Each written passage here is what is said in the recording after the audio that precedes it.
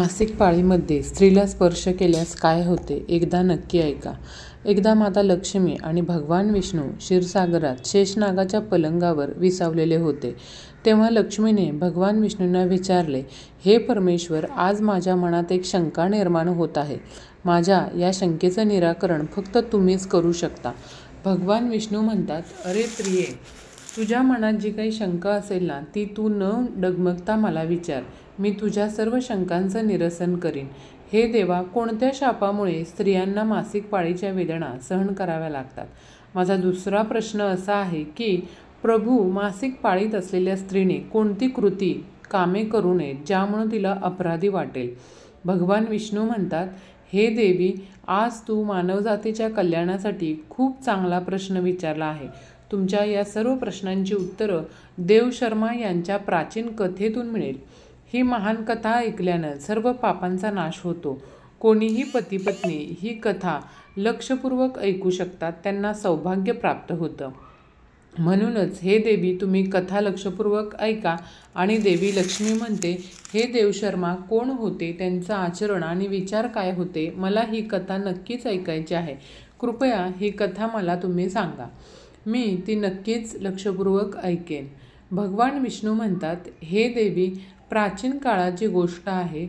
मध्य प्रदेशात एक अतिशय सुंदर नगर होतं. त्या नगरात देवशर्मा नावाचा ब्राह्मण राहत होता. देवशर्मा यांना सर्व धर्मग्रंथ आणि वेदांचं ज्ञान होतं. तो अत्यंत हुशार, प्रतिभावान आणि धार्मिक कार्य करण्यात सदैव तयार असे. सर्व जातीचे लोक त्यांना खूप मान देत असत. तो रोज यज्ञ, दान आणि सायंकाळची पूजा करत असे. त्याला प्राणीपुत्र, मित्र, नातेवाईक आणि संपत्ती यांचे आशीर्वाद मिळाले होते. देवशर्मा यांच्या पत्नीचं नाव भगना होतं. ती एक महान चरित्रवान स्त्री होती, सद्गुणी होती. मग एके दिवशी देवशर्मा यांनी त्यांच्या घरी सत्यनारायणाची पूजा आयोजित केली आणि सर्व ब्राह्मणांना वैयक्तिकरित्या आमंत्रित केलं. त्यांनी तिथं राहणाऱ्या सर्व लोकांना पूजा आणि भोजनासाठी बोलावलं. त्यानंतर पूजेच्या दिवशी सर्व ब्राह्मण त्यांच्या घरी आले. देवशर्मा यांनी सर्व ब्राह्मणांची विधीपूर्वक पूजा करून त्यांचा सन्मान केला. मग त्यांनी सर्व ब्राह्मणांना घरात बोलावून सुंदर आसनावर बसवलं आणि मिठाई दिली. ब्राह्मणांना भोजन दिल्यावर त्यांनी भगवंताचं स्मरण केलं आणि सर्वांना वस्त्र दान करून निरोप दिला. त्या सर्व ब्राह्मणांनी देवशर्माला आशीर्वाद दिला आणि तिथून निघून गेले.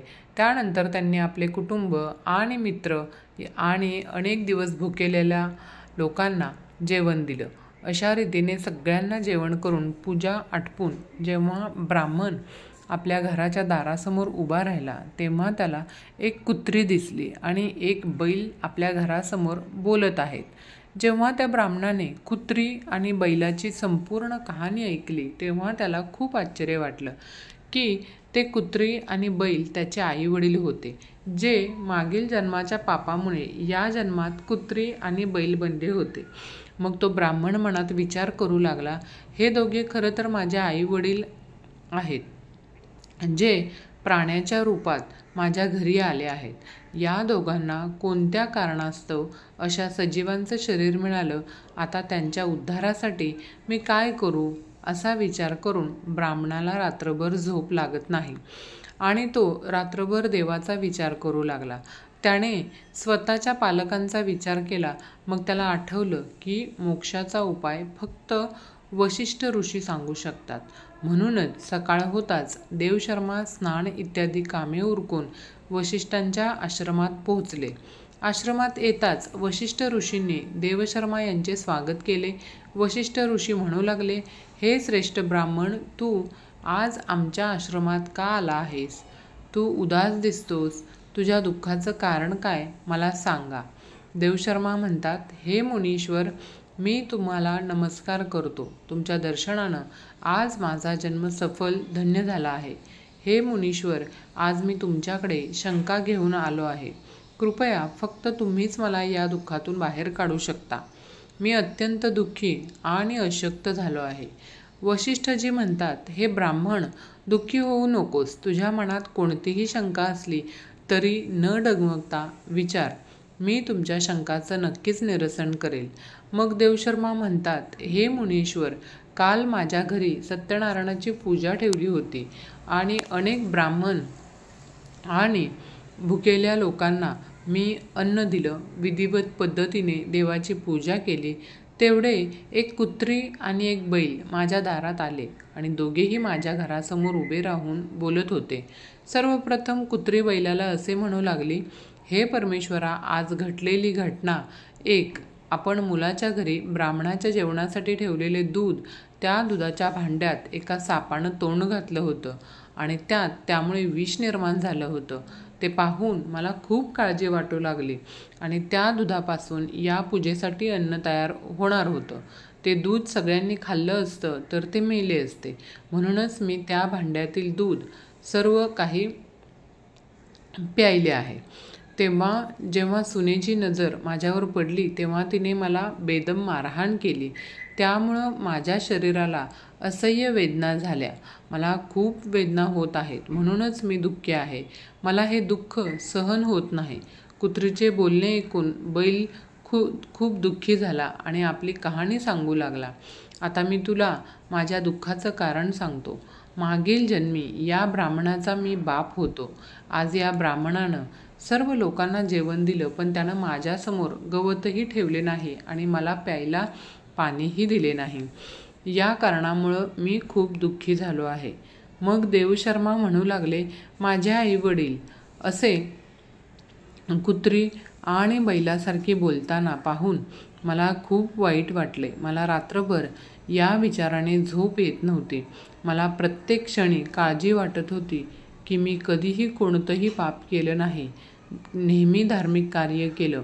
माझ्या आईवडिलांना असा त्रास सहन करावा लागतो, म्हणून मी आज तुमच्याकडे आलो आहे. कृपया तुमच्या योग्य सामर्थ्याने उत्तर शोधा आणि मला सांगा की माझ्या आईवडिलांची अशी दुर्दशा का झाली आहे आणि त्यांच्या उद्धारासाठी मी कोणती कृती करावी. तेव्हा गुरु ध्यान करून त्या ब्राह्मणाला आईवडिलांचे मागील जन्माचं कर्म पाहतात आणि देवशर्माला म्हणू लागतात, हे ब्राह्मण, तुमच्या आईवडिलांनी त्यांच्या मागील जन्मात एक गंभीर पाप केलं आहे. त्या पापामुळे त्यांची आज अशी अवस्था झाली आहे. देवशर्मा सांगतात, हे गुरुदेव, कोणत्या पापामुळे माझ्या आईवडिलांची अशी दुर्दशा झाली आहे? कृपया सविस्तर मला सांगा. मला जाणून घ्यायचं आहे. मग ऋषी वशिष्ठ सांगतात, हे ब्राह्मणा, देवशर्मा, लक्षपूर्वक ऐक. हा बैल जो आहे तो तुझा बाप आहे. मागील जन्मात ते कुंडीनगरचे थोर ब्राह्मण होते. एके दिवशी त्यांनी एकादशीचा उपवास करून भोजन केले. एकादशी व्रताच्या दिवशी दानधर्म केला नाही. आपल्या दारात आलेल्या गायींना त्यांनी कधीही चारा दिला नाही. त्यांनी आपल्या पित्रांचं श्राद्धही नीट केलं नाही. त्यांच्या मागच्या जन्मी तुझ्या वडिलांनी तुझ्या आईची तुझ्या मासिक पाळीत समागम केला होता आणि या पापामुळं त्यांनी या जन्मी बैलाचं रूप धारण केलं आहे. आता तुझ्या आईबद्दल ऐक. तुझ्या आईनं मासिक पाळी असतानाही जेवण बनवले. धार्मिक विधी करताना देवाच्या तुळशीला पाणी अर्पण केलं. तसंच मासिक पाळी असतानाही तिनं ते देवाला अर्पण केलं. या कारणास्तव एक महान पाप मानलं जातं आणि मासिक पाळीच्या काळात ती 3 दिवस अपवित्र होती. मासिक पाळीच्या काळात स्त्रीने पूजा करू नये. स्त्रीने या 3 दिवसात केसही धुवू नयेत असं मानलं जातं.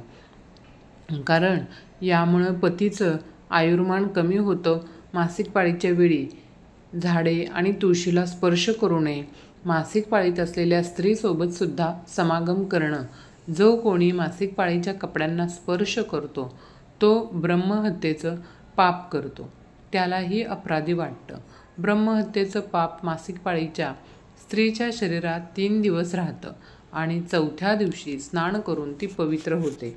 4थ्या दिवशी आंघोळ केल्यावर मासिक पाळीच्या स्त्रीने आपल्या पतीच्या चेहऱ्याकडे पाहावे. दुसऱ्या पुरुषाच्या चेहऱ्याकडे पाहणं पतीजवळ नसेल तर सूर्यदेवाकडे पाहावं. गुरु वशिष्ठ सांगतात, हे ब्राह्मण, या पापामुळे तुझा बाप बैल म्हणून जन्माला आला आहे आणि आई कुत्री म्हणून. देवशर्मा म्हणतात, हे मुनीश्वर, आता कृपया माझ्या मातापित्यांच्या उद्धारासाठी उपाय सांगा. गुरु म्हणतात, हे ब्राह्मण, कोणत्याही अमावस्येच्या दिवशी श्राद्ध आणि तर्पण कर. आई वडिलांच्या उद्धारासाठी दान कर, गायीची सेवा कर आणि मातेला मिठाई खाऊ घाल. आपल्या आईवडिलांच्या उद्धारासाठी देवाकडे प्रार्थना कर. मग ब्राह्मण तेच करतो आणि मग त्यांचे आईवडील सर्व पापांपासून मुक्त होतात. भगवान विष्णू म्हणतात, माता लक्ष्मी देवी, मी तुला सांगितलं आहे की मासिक पाळीच्या स्त्रीने कोणती कामे करू नयेत. आता मी तुम्हाला सांगतो कोणत्या कारणास्तव स्त्रीला मासिक पाळी करावी लागते. सत्ययुगात काल नावाने प्रसिद्ध असलेला राक्षस होता. तो राक्षसी असल्यामुळे त्याचा स्वभाव उग्र होता आणि तो नेहमी लढायला तयार असायचा. मग एके दिवशी वृद्धसुरासह सर्व राक्षस स्वर्गलोकात चढू लागले, युद्ध करू लागले. त्या राक्षसांकडे खूप शक्तिशाली शस्त्र होती जी देवता सहन करू शकले नाहीत आणि ते ब्रह्मदेवाकडे पळून गेले. तेव्हा ब्रह्मदेवाने त्यांना राक्षसांचा पराभव करण्याचा उपाय सांगितला. हे यंत्र तुम्ही या क्षणी महर्षी दधीकडे जा. तिथे तुम्हाला त्यांच्या शरीराच्या हाडापासून शस्त्र पुरवते. त्या शस्त्राचा वापर करून तुम्ही सुराचा वध करू शकाल. महर्षी दधीजींच्या आश्रमात जातात आणि प्रार्थना करतात आणि त्यांना शस्त्र देण्याची विनंती करतात. मग जगाच्या कल्याणासाठी महर्षी दधीजींना आपल्या शरीरातील हाडांपासून शस्त्र तयार करताना त्या अस्त्रांपैकी एक वज्र नावाचं शस्त्र आहे, जे भगवान इंद्रानं धारण केलं आहे. सर्व देवता रुद्रसुराशी युद्ध करण्यासाठी निघतात. देव आणि दानवांमध्ये भयंकर युद्ध होते. सर्व देवदानवांशी युद्ध करण्यासाठी आकाशात जमा होतात आणि युद्धात तुटून पडतात. अग्निदेवाला आगीच्या हल्ल्याने जबाबदाऱ्या पेलायला लागतात. अग्नीच्या प्रभावामुळे शरीराचा प्रत्येक अवयव जळू लागतो. मग वरुण देव पाण्याचा वर्षाव करतात आणि राक्षसांना बुडवतात. त्यामुळे राक्षस गर्जना करू लागतात. अशा रीतीने अनेक दिवस दैत्य आणि दैवतांमध्ये भयंकर युद्ध चालू असते. तेव्हा देवराज इंद्र आणि रुद्रासूर समोरासमोर येतात. दोघांमध्ये युद्ध होतं आणि त्यानंतर देवराज इंद्र आपल्या वज्राच्या जोरावर रुद्रसुराचा वध करतो. राक्षस रुद्रसुराचा मृत्यू होताच ब्रह्महत्या त्यांच्या शरीरातून बाहेर पडतो आणि इंद्राचा पाठलाग करू लागतो. मग ब्रह्महत्या इंद्राच्या शरीरात प्रवेश करतो. त्यामुळे इंद्रदेवाला ब्रह्महत्येचं पाप लागतं. देवराज इंद्र ब्रह्मदेवाकडे जातो आणि त्याला ब्रह्महत्यापासून मुक्ती मिळवण्यासाठी सांगतो. तेव्हा ब्रह्मदेव ब्रह्महत्येला इंद्राच्या शरीरातून बाहेर येण्याची आज्ञा देतात आणि ब्रह्महत्ये इंद्राच्या शरीरातून बाहेर पडतात आणि ब्रह्मदेवाला म्हणू लागतात, हे परमपिता, आत्तापर्यंत मी वृद्धासुराच्या शरीरात वास करत होतो, कारण त्याने अनेक ब्रह्महत्या केल्या होत्या. इंद्राने त्याचा वध केल्यानंतर मी इंद्राच्या शरीरात वास करू लागलो. आता कृपया मला योग्य जागा द्या, मी जिथं राहू शकतो. मग ब्रह्मदेव म्हणतात, हे ब्रह्महत्या, मी तुला तुझे योग्य स्थान देतो. तेव्हा ब्रह्मदेव म्हणाले की ब्रह्महत्येचा वध केल्यानंतर तुझा 1/4 भाग अग्नीच्या आत राहील. जो अग्नीला यज्ञ करीत नाही, तुम्ही त्यांच्या शरीरात प्रवेश करता आणि तुमच्या शरीराचा दुसरा भाग पाण्याखाली राहील. जो पाण्यात थुंकतो, मूत्र किंवा विष्ठा करतो, तुम्ही त्याच्या शरीरात प्रवेश करा. मग तिसरा भाग झाडे, वृक्ष आणि झाडांमध्ये राहील. जो विनाकारण कोणीही वृक्षतळ करेल तोही ब्रह्महत्या पापाचा दोषी ठरेल. तेव्हा ब्रह्मदेवांनी अप्सरांना बोलावून सांगितले, हे अप्सरा, ब्रह्मदेवाच्या हत्येचा एक भाग स्वीकार करा. अप्सरा म्हणाल्या, हे परमेश्वरा, तुमच्या परवानगीने आम्ही ते स्वीकारण्यास तयार आहोत, परंतु कृपा करून सुटकेचा काही मार्ग सांगा. तेव्हा ब्रह्मदेव म्हणू लागले, हे अप्सरांनो, जो कोणी जेव्हा मासिक पाळीमध्ये स्त्रीशी संभोग करेल त्यांच्या आत हा ब्रह्महत्या प्रवेश करेल. अशा प्रकारे ब्रह्महत्येचे 4 भाग होते आणि एक आगीत, दुसऱ्या पाण्यात, तिसरा झाडांमध्ये आणि चौथा स्त्रियांमध्ये गेला. मासिक पाळीच्या काळात जो कोणी स्त्रीला स्पर्श करून तिच्याशी संभोग करतो तो त्याच ब्रह्महत्येचा भाग होतो.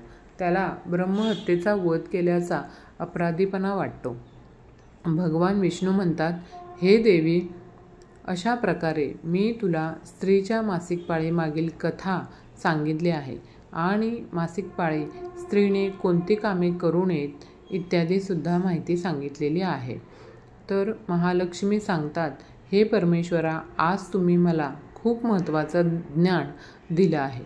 मी पण तुम्हाला वचन देते, मासिक पाळीच्या वेळी पूजा करणारी कोणतीही स्त्री, तसंच मासिक पाळीच्या काळात पतीशी संबंध ठेवणाऱ्या स्त्रीची घरात मी कधीच प्रवेश करणार नाही. तर त्यामुळे मासिक पाळीच्या काळात महिलांनी ही कामे करू नका. आणि तुम्हाला ही कथा कशी वाटली कमेंट करून नक्की कळवा. माहिती आवडल्यास व्हिडिओला लाईक, शेअर, सबस्क्राईब नक्की करा आणि कमेंटमध्ये जय श्री हरी विष्णू नक्की लिहा. आणि व्हिडिओ शेवटपर्यंत पाहिल्याबद्दल आपणा सर्वांचं मनापासून आभार. धन्यवाद. श्री स्वामी समर्थ. जय जय स्वामी समर्थ.